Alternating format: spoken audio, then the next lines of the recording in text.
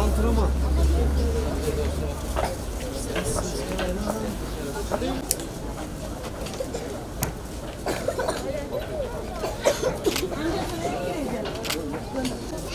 Abla şöyle geldim.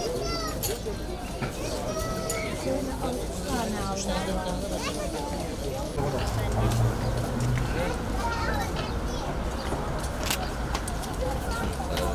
Evet tamam. Tam sorun değil.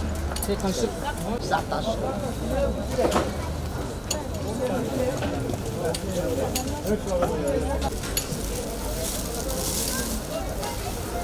Çocuklara alabiliyoruz mu ya meyve suyu? Çocuklara veriyoruz. Çocuklara vereceğim zaten şeyleri. Bir tane daha verir mi? Veririz.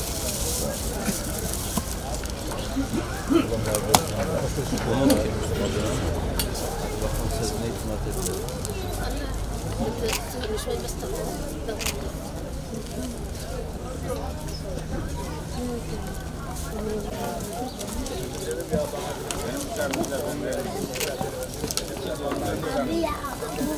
Bismillahirrahmanirrahim. Bugün İskenderun'da depremin ilk gününden itibaren depremzede kardeşlerimize sıcak aş veriliyor. Günde 3 öğün olmak kaydıyla kahvaltı, öğle yemeği ve akşam yemeği olmak üzere toplamda 6.000 kişiye yemek veriliyor. Dün halkımızın biraz daha bu stresi atabilmeleri için kahvaltılıklarını özelleştirdik. Bugün yine öyle. Biraz daha evdeki kahvaltıya benzer şekilde bir kahvaltı vermeye çalışıyoruz. Depremzede kardeşlerimizin acılarını da paylaşıyoruz. Rabbim yardımcıları olsun. İnşallah Rabbim bir daha böyle bir bela ve musibet yaşatmasın. Tabii bu gün değil. Biz diyoruz acılar, yaralar sarılana kadar, acılar dinene kadar biz halkımızın yanında olmaya devam edeceğiz.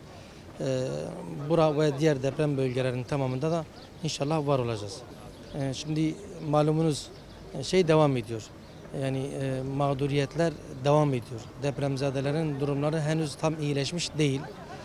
Biz hani az önce de belirttiğimiz gibi diyoruz ya, yaralar sarılana kadar. Bu da tahmini olarak en az 3 ay olmak üzere devam edecek diye düşünüyoruz. Yani en az 3 ay sürecek.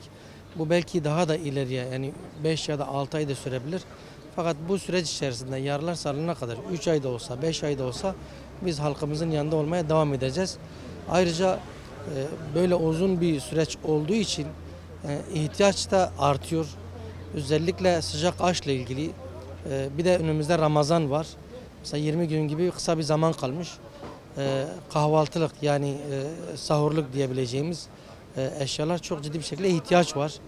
Yine kuru gıda ile ilgili halkımıza yani depremzede kardeşlerimize yedireceğimiz o gıdalara da ihtiyaç olmakla beraber genel olarak da bölgemizde deprem bölgelerini gezerken hissettiğimiz ve bize gelen talepler içerisinde kuru gıda ve kahvaltılığın dışında bir de bayan iç çamaşırları olmak üzere giyim noktasında da ihtiyaçlarımız var.